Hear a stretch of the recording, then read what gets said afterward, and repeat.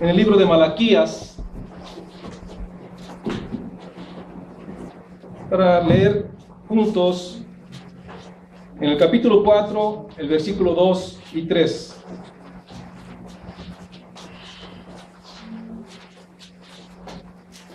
Malaquías 4, versículos 2 y 3, dice así la Escritura: Mas a vosotros, los que teméis mi nombre, nacerá el sol de justicia. Todos juntos, hermanos, nuevamente.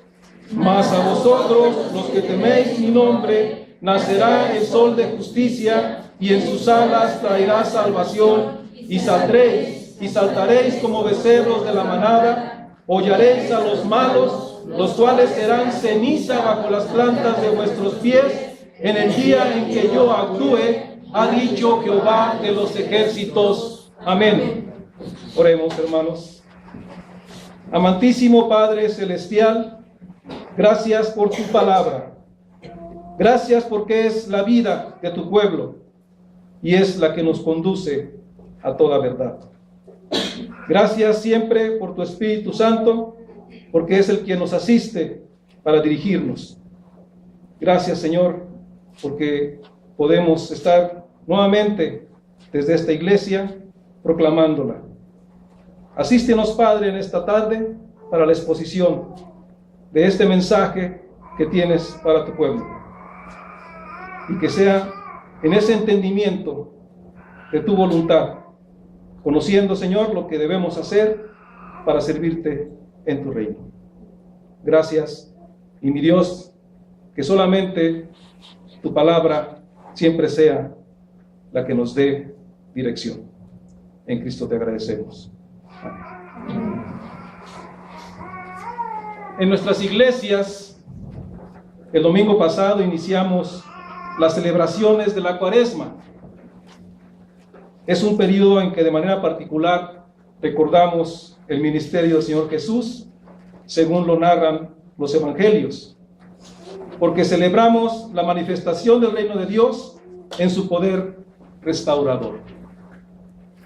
La Cuaresma es una estación festiva que comprende 40 días antes del domingo de resurrección, contados a partir del miércoles que los papistas llaman de ceniza. El equinoccio de primavera es la referencia para determinar la Semana Santa, porque el primer domingo después del equinoccio es el domingo de resurrección. Entonces, a partir de esta determinación astronómica, definimos todo lo que es nuestro calendario litúrgico, y es a partir del eje de nuestro año litúrgico, que es el domingo de resurrección. Cuaresma viene del latín, de la palabra cuadragésima, en relación al 40º día antes de la Pascua, con la abstinencia y penitencia que vemos que la Iglesia romana ordena para este periodo, pretendiendo imitar los 40 días de ayuno del Señor Jesucristo en el desierto antes de iniciar su ministerio. Desde la antigua religión de Babilonia ya había una estación cuaresmal. Los babilonios la llamaban fiesta de Lenten, palabra anglosajona que significa primavera.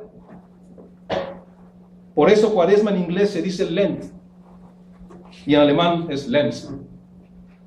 Era un periodo dedicado a Tamuz, el dios sol, e iniciaba 40 días antes en el mes de Tamuz, que para nuestra actualidad vendría siendo el mes de junio. Eran 40 días celebrados con llantos y regocijos, una mezcla de lamentaciones y gritos de júbilo con placeres desenfrenados. Esta fue una gran abominación ante los ojos de Dios. Lo narran las Escrituras en el libro de Ezequiel.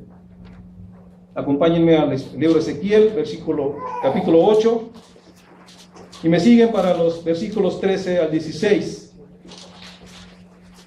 Ezequiel 8, del 13 al 16.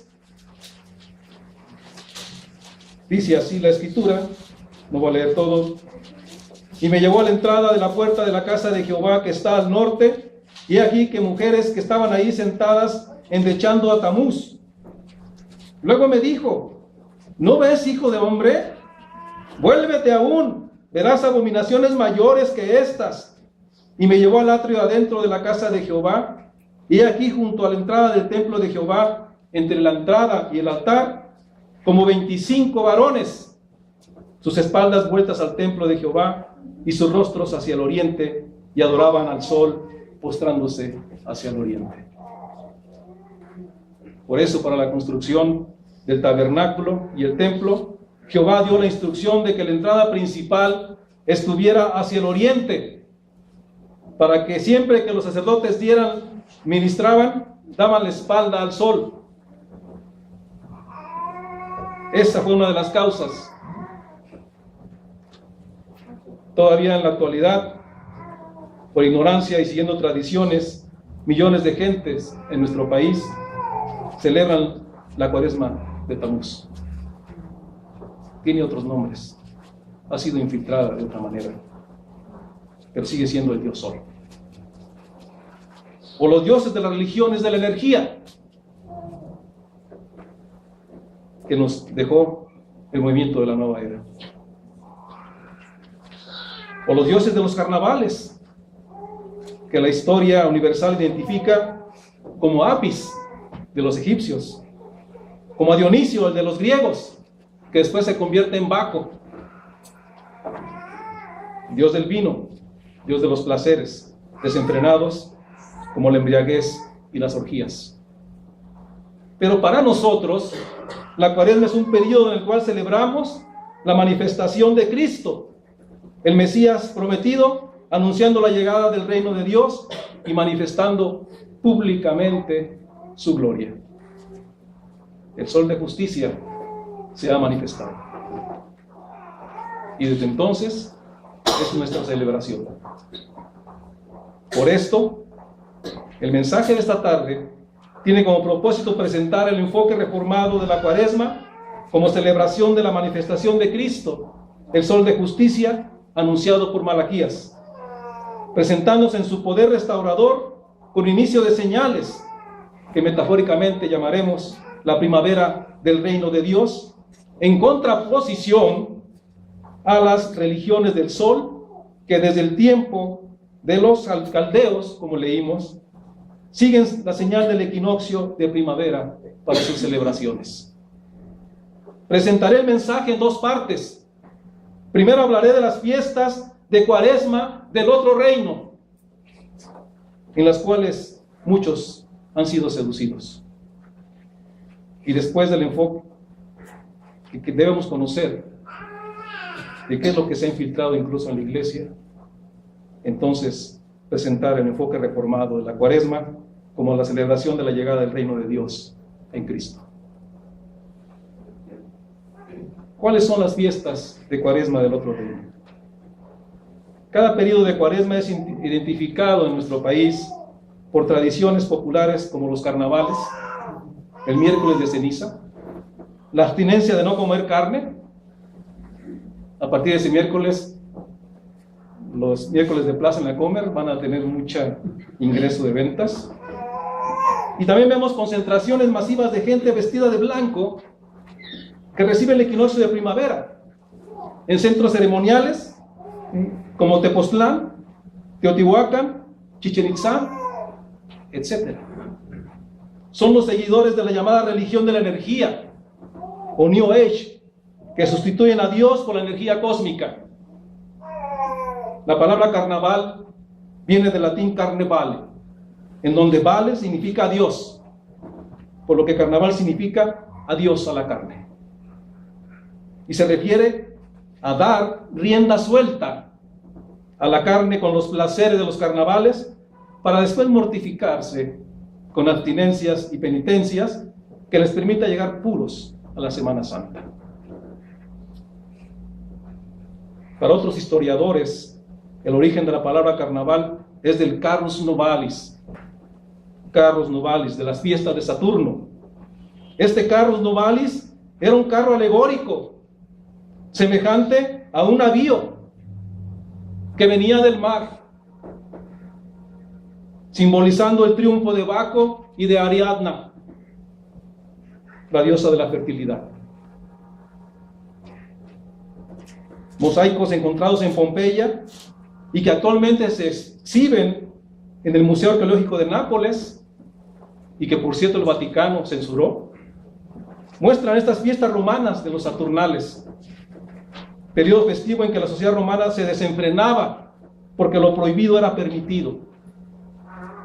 Los Saturnales romanos culminaban con la bienvenida al Deus Sol Invictus, al Dios Sol Invicto, al que la noche no había podido llevar luego de la noche más larga del año, que era el solsticio de invierno. Los carnavales de este siglo siguen los mismos rituales y prácticas.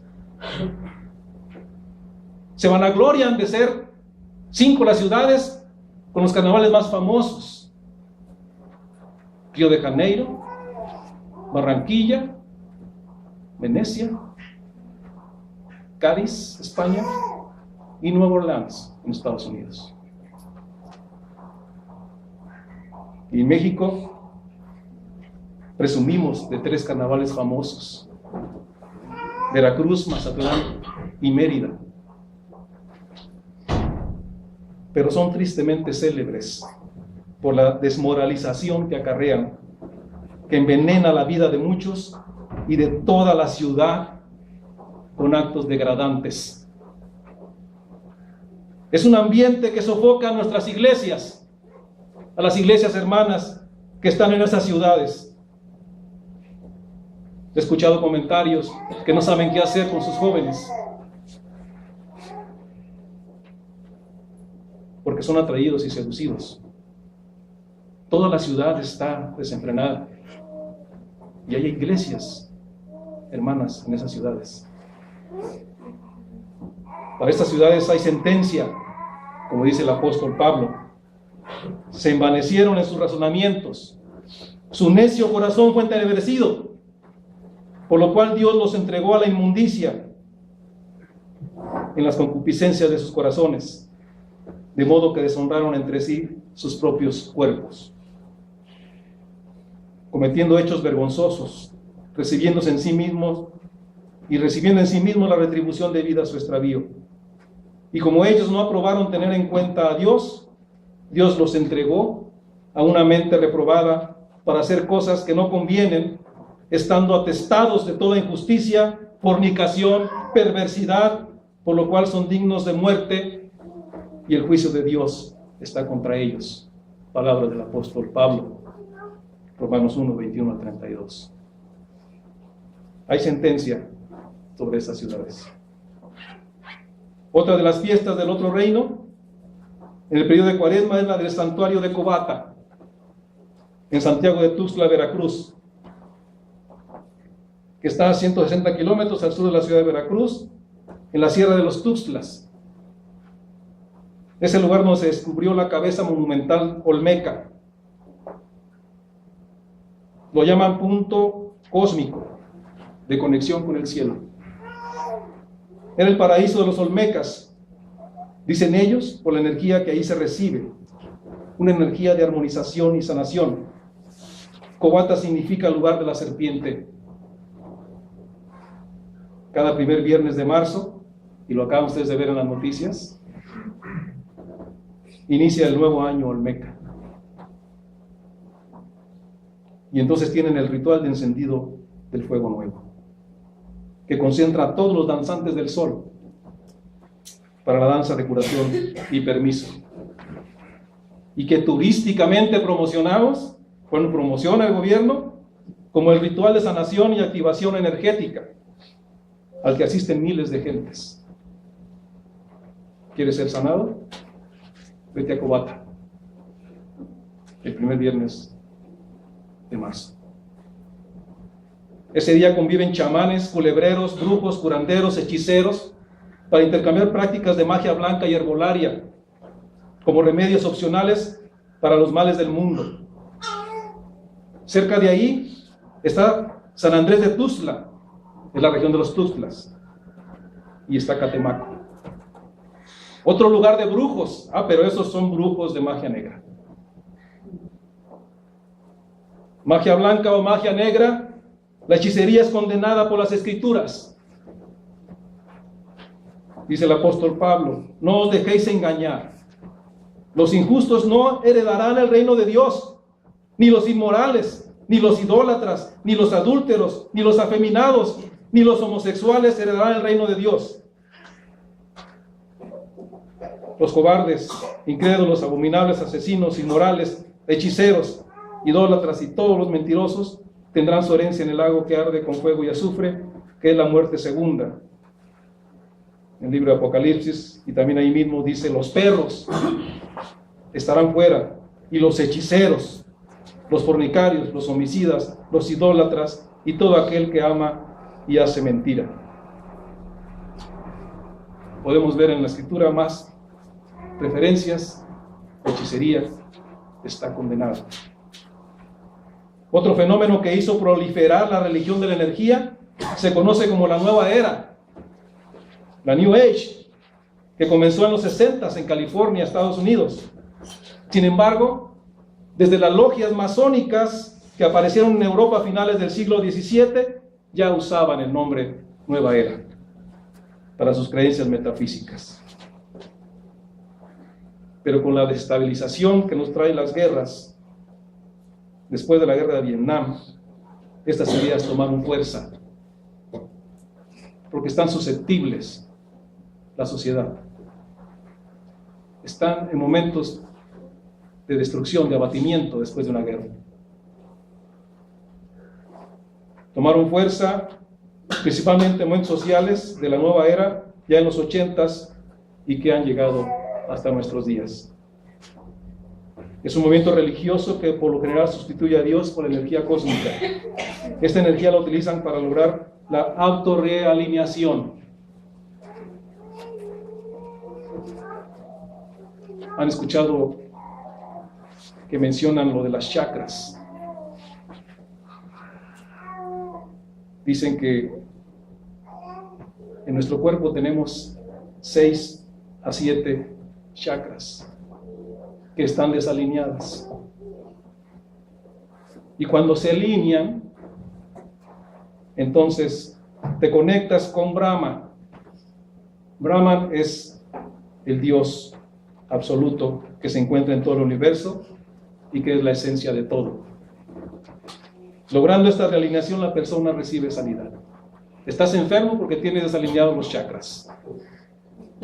Y entonces tienes que ir a una sesión de Reiki tibetano o de yoga o de todo esto que son las filosofías de esta religión de la nueva era, religión de la energía, y vas a ser sanado.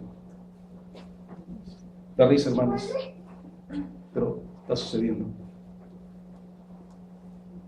La nueva era está vinculada con temas como angelología, adivinación, reencarnación, energía, espiritualidad, filosofía, metafísica, meditación, salud, religión, yoga y lo que le quieran poner.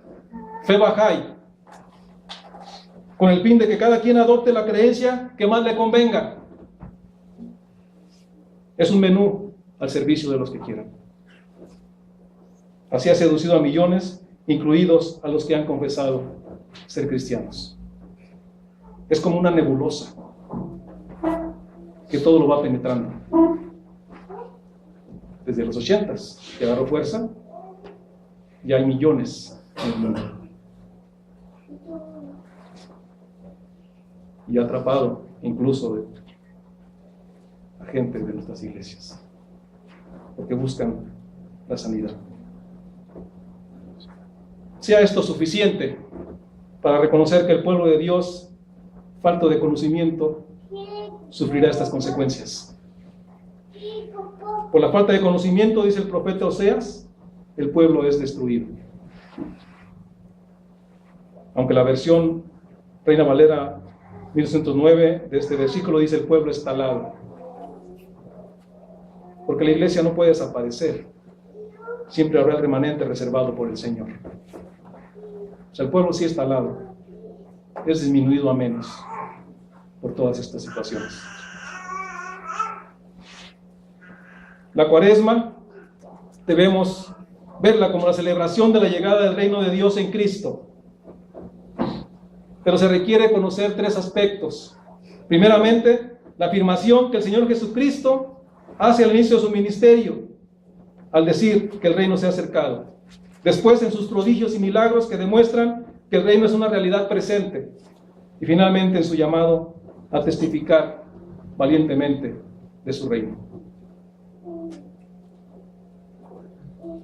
Sus primeras palabras al inicio de su ministerio fue: el tiempo se ha cumplido y el reino de Dios se ha acercado. De aquí en adelante veréis el cielo abierto y a los ángeles de Dios que suben y descienden sobre el Hijo del Hombre. Es decir, los días del sol de justicia llegaron, inaugurando así este periodo como una primavera de lo que va a tener una plenitud, una esplendidez, como es cuando vemos la primavera en toda su esplendidez, toda su belleza y diversidad. Así será, pero esta ha sido una primavera. El pueblo que andaba en tinieblas vio gran luz. Los que moraban en tierra de sombra de muerte, luz les resplandeció sobre ellos. Al igual que con la llegada de la primavera, prevalece el día sobre la noche, porque hay más luz. E incluso tenemos que ajustar nuestros horarios de verano para aprovechar precisamente que hay más luz.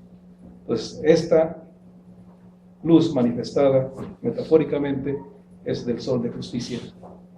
Y a partir de ese tiempo, nosotros celebramos que el reino de Dios se acercó.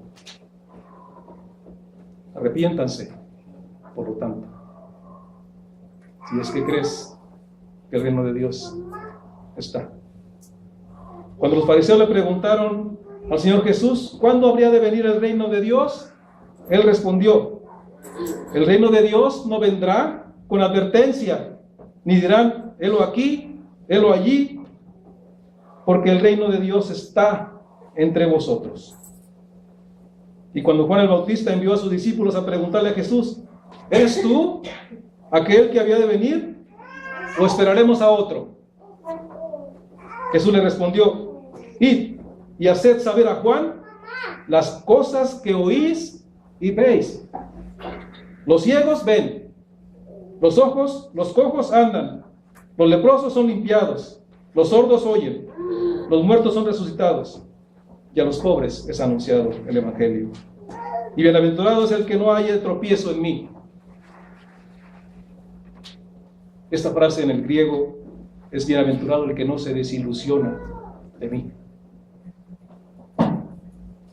Juan preguntaba si el reino de Dios había llegado o no, y el Señor Jesús le confirma que el reino llegó con él, y menciona señales concretas de la presencia del reino. Si los demonios son echados fuera, es que el reino de Dios está. Donde está Jesucristo, está el reino. Y donde se hace presente el reino de Dios, hay sanidad. No requieres alinear tus chakras, porque los demonios que han metido todo esto ya huyeron. Los muertos son resucitados, el Evangelio es predicado. Esta es una manifestación. El reino de Dios está, porque a la iglesia se le ha dado esta tarea. El reino del Señor Jesucristo está presente. Varias veces lo declaró él mismo públicamente, como en la sinagoga de su ciudad, allá en Nazaret, cuando leyó la profecía de Isaías 61 y les dijo: hoy se ha cumplido esta escritura delante de vosotros. Los quebrantados de corazón son sanados, los oprimidos y cautivos son libertados, los ciegos ven, y el año agradable del Señor es predicado. Pero no todos pueden ver el reino de Dios. Solo ven el reino los que han nacido de nuevo, los que tienen la fe de Cristo, los que tienen fe en su reinado actual. Pero solo los valientes arrebatan el reino. O sea, sostener que Cristo reina demanda de nosotros valentía. Es la respuesta del Señor a los discípulos de Juan el Bautista cuando le trajeron la duda que tenía Juan acerca de si Jesús era o no el Mesías. Entonces el Señor se dirige a la audiencia y les dice: desde los días de Juan el Bautista hasta ahora el reino de los cielos sufre violencia y los violentos lo arrebatan.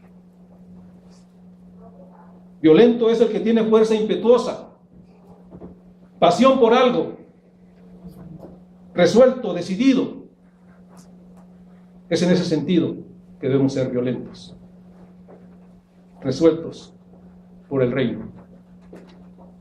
Y no que pase otro año más y que veamos solamente y nos lamentemos que hay carnavales y que hay toda la degradación y seguimos en las iglesias. Es nuestro gueto, metidos en las iglesias. Lo que el Señor da a entender es que se requiere fe resuelta, valentía que supere todo obstáculo para dar testimonio de su soberanía, del señorío de Cristo, del poder de su Espíritu renovándolo todo. Se requiere determinación para confesar el reino de Dios debido a la oposición, que es obvia. Desde el principio, en Génesis 3:15, el Señor nos dice: pondré enemistad entre esta simiente y la simiente del otro reino. Así que llevemos con dignidad la enemistad, porque es un mandato. No te mezcles, sino da testimonio para que aquellos que están ordenados para la vida eterna también confiesen junto con nosotros la soberanía de Dios y su reino. Tenemos que esforzarnos y ser muy valientes, porque los cobardes no tienen lugar en el reino de Dios. Dios nos ha dado espíritu de poder, de dominio propio, para que siempre vayamos adelante y vencer nuestros miedos. Valientes no es Juan sin miedo. Valiente es el que a pesar de sus miedos va adelante. ¿Por qué? Porque vive confiado en Cristo Jesús, que tiene todo el poder. ¿Qué lo dice así Filipenses? Todo lo puedo en Cristo que me fortalece. Pero parece ser que solamente es un versículo para la iglesia, para decirse aquí en la iglesia. Tenemos que enfrentarnos sabiendo que Cristo está con nosotros y que no existe nada superior. Ser valientes en enfrentar las lisonjas que seducen a los violadores del pacto. Pero dijo Daniel: mas el pueblo que conoce a su Dios se esforzará y actuará.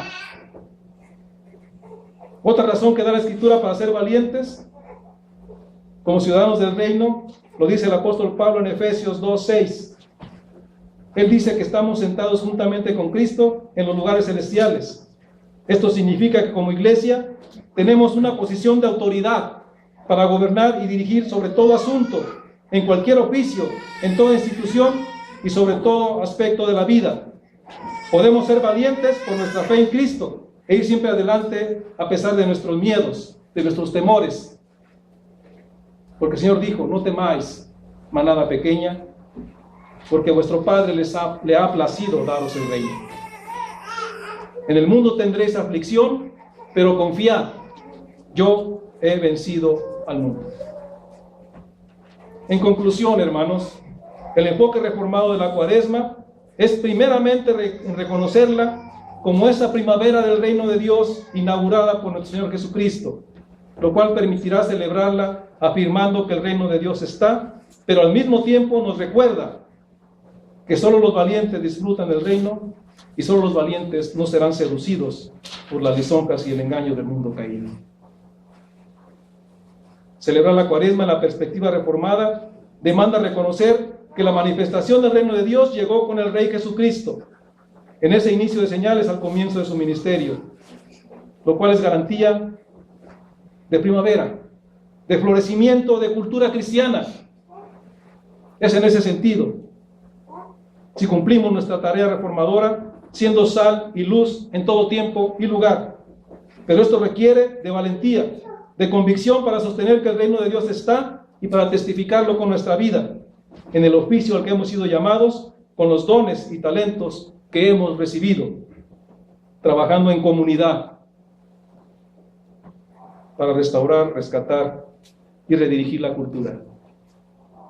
Si queremos disfrutar el reino de Dios, debemos ser valientes. Valientes testigos. Y como pámpanos de la vida de Cristo, dar el fruto mensual para la sanidad de las naciones y contribuir así a la reforma cultural que mucho necesitamos. Celebremos pues la Cuaresma como la primavera del reino de Dios, y podemos hacerlo haciendo un compromiso hoy con el Señor. Como aquellos 30 valientes que vinieron a David en Siclac e hicieron voto por él y le dijeron: por ti y contigo, hijo de Isaí. Así hoy podemos hacer un compromiso de valentía por el reino, diciendo: por ti, Señor, y por tu reino. Un compromiso para reformar nuestro entendimiento a la voluntad de Dios y no conformarnos a este siglo. Vamos a orar, hermanos. Amantísimo Padre, gracias por tu palabra, porque hemos escuchado que tu reino es una realidad. Y tú estás, Señor, en sesión de gobierno permanente a la diestra del Padre. Eso es suficiente, Señor, para que estemos ciertos de tu soberanía, de tu justicia sobre todo asunto en este tu mundo, en esta tu creación y en este tu pueblo. Gracias, Señor, porque hemos escuchado con ánimo que podemos ser testigos tuyos, porque tú respaldas con toda autoridad lo que hagamos. Y podemos ir, Señor, y tener victoria, porque la victoria tú la has ganado, ya está dada, y en ti somos más que vencedores. Gracias, en Cristo Jesús. Amén. Amén.